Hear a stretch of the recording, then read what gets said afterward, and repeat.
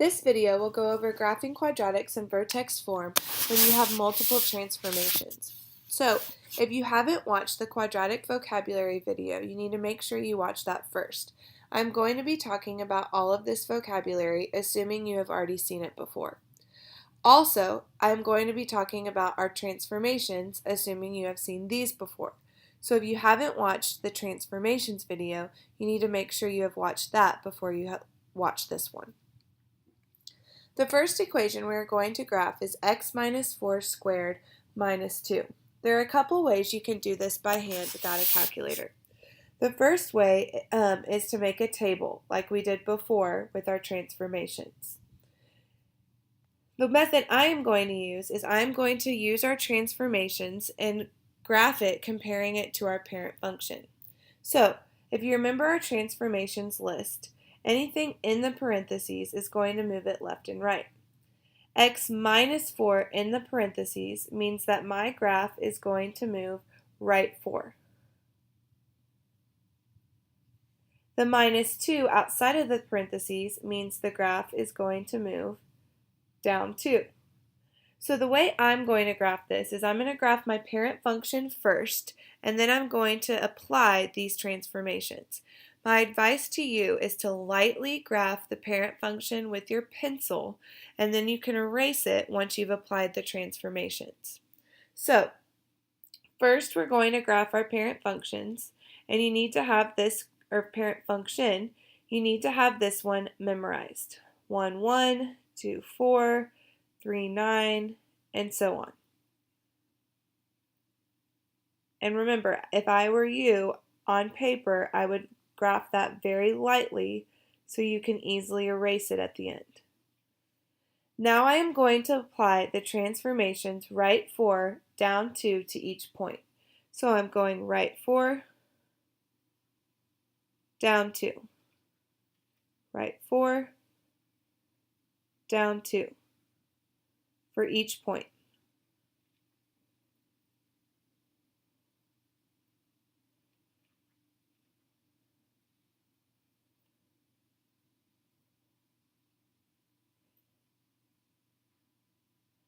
This is my new graph, and now I can erase the parent function because I am done with it. Now we're going to fill in the vocabulary for this new graph. So my vertex is the point where it meets. You can also take it from your equation. In this case, it is 4, negative 2. My axis of symmetry is the vertical line that cuts it in half. Since I moved right 4, my axis of symmetry is x equals 4.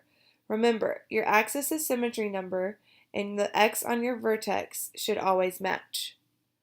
For my x-intercepts, you can go ahead and estimate on this one. Later on, I will teach you how to actually find those exact numbers.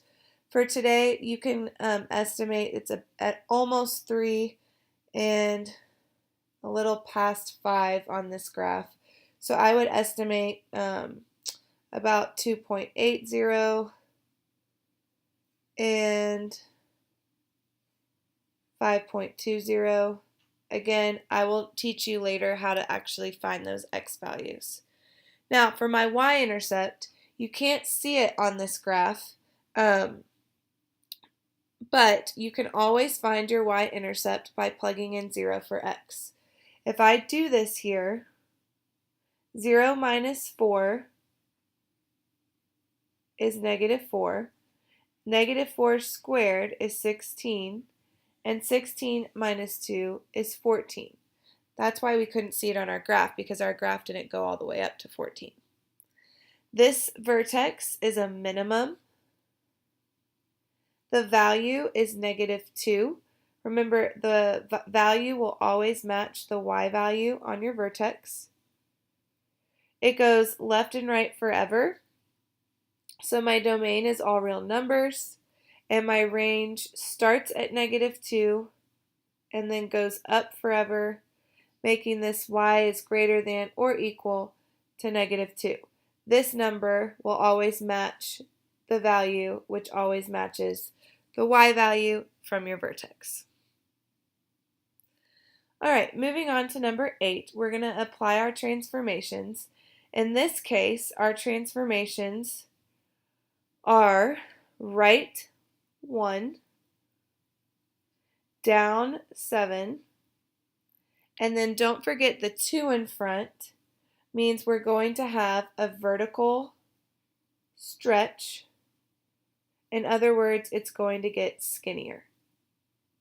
So the order we're going to do this in is we're going to actually do the right one first, then we're going to apply the 2, then we're going to apply the -7.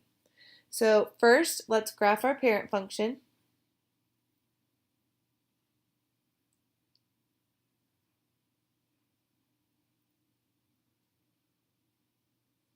And remember, if you're doing this with pencil, do it very lightly so you can erase it.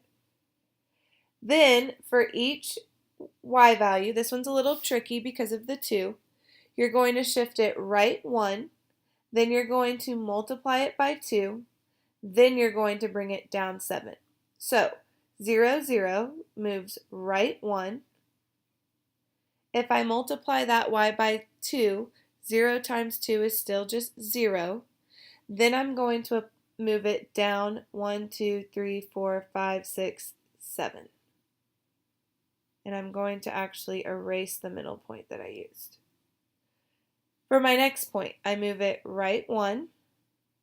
Now I'm going to multiply it by 2.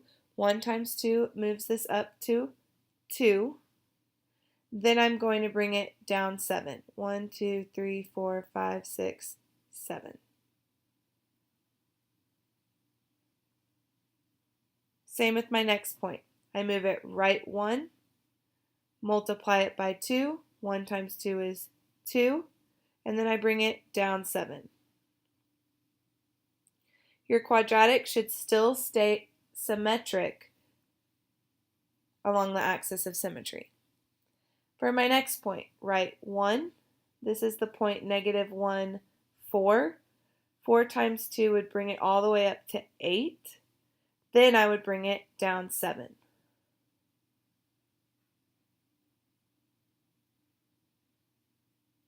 Remember, you're multiplying the 2 times the y value. For my next point, I move it right 1. 4 times 2 is 8. And then I bring it down 7.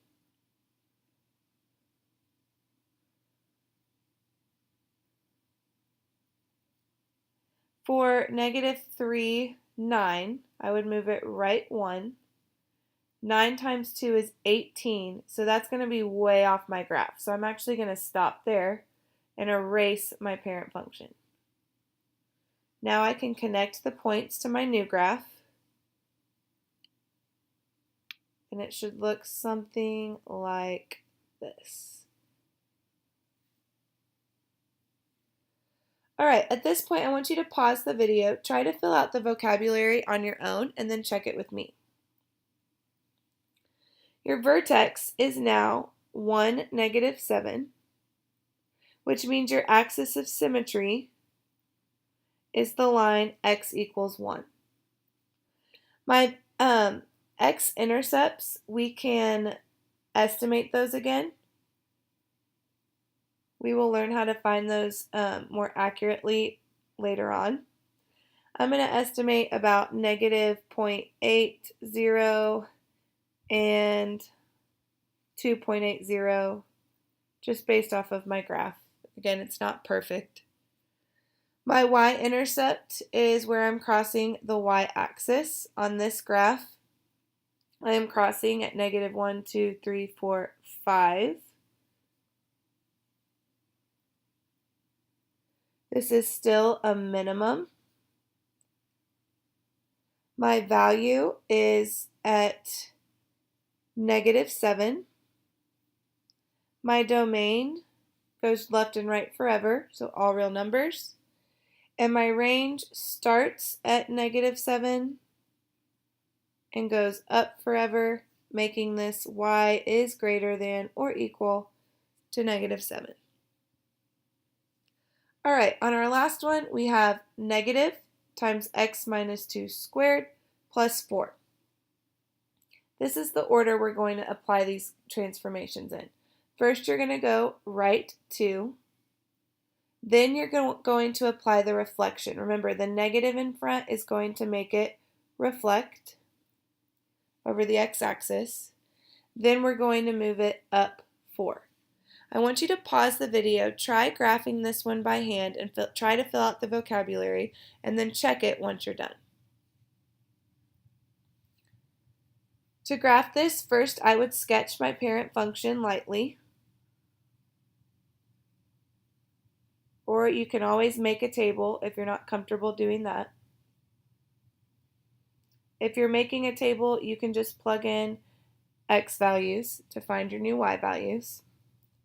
And now I'm going to apply my transformations. So if I'm moving right 2, it's going to end up here. Reflecting this point, since it's on the x-axis, it's not really going to reflect, it's going to stay there. Then I'm going to shift it up 4. So here's my new point. For -1, 1. If I shift that right 2,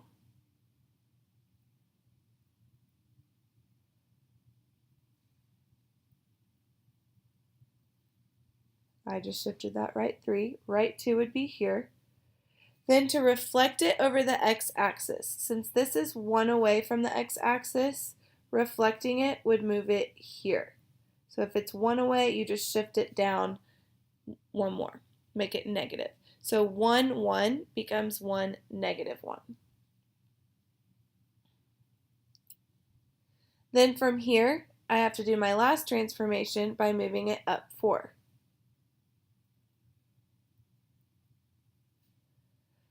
For 1,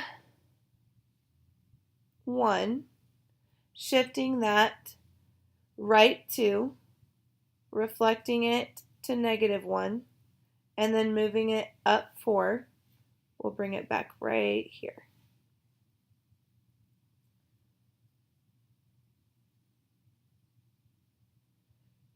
For my next point, -2, 4, right 2 takes me to 0, 4. Reflecting it makes it go down to 0, -4. Reflecting it just makes it a negative. And then up 4 brings it to 0, 0.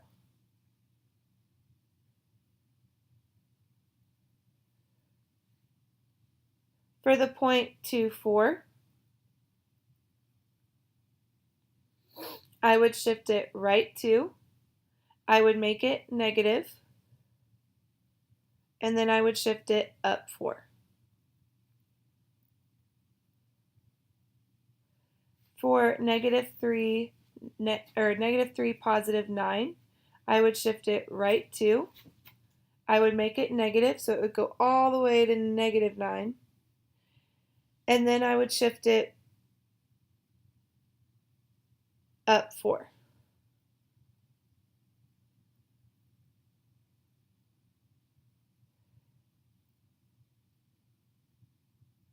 And then for my last point, 3, 9, I would shift it right 2. I would make it become -9, and then I would shift it up 4. So, erasing my parent function, connecting my new dots, I now have my new function. One thing you can look at is it still follows the pattern. Since it didn't get skinnier or wider than my parent function, I still move 1, 1, 2, 4, 3, 9. So it's still following the pattern of that parent function. All right, so my vertex is now 2, 4. My axis of symmetry, the line that cuts it in half, is x equals 2. My x-intercepts here, we don't have to estimate because they're actually perfect points this time, are 0, 0, and 4, 0. My y-intercept is 0, 0. Now that this has flipped, it is actually a maximum. The value is positive 4. We move left and right forever, so my domain is all real numbers. And then my range, I start at 4, but this time I'm going down forever. When your graph is a maximum, you are going to use less than or equal to 4. We do not use greater than. One last thing I want to show you on this video is how to graph these in your calculator. So I'm going to use number 9 as an example of how to use your calculator to graph. If you start on your home screen, you can go to your scratch pad, and if you hit it one more time, you can pull up your graph. As a reminder, if anything is already graphed here, you can hit Doc B, and it'll quickly clear the graph for you. Another reminder, if the toolbar is not visible at the top to enter in your equation, you can double click anywhere on your screen using this center button, and it should pop up. I am going to start by typing in our equation, which was negative parentheses x minus 2 parentheses squared. To get the squared, you're going to hit the x squared button next to the number 4 plus 4. You can hit enter, and if you want, you can actually double click, type in the parent function, and you can actually see how it changed.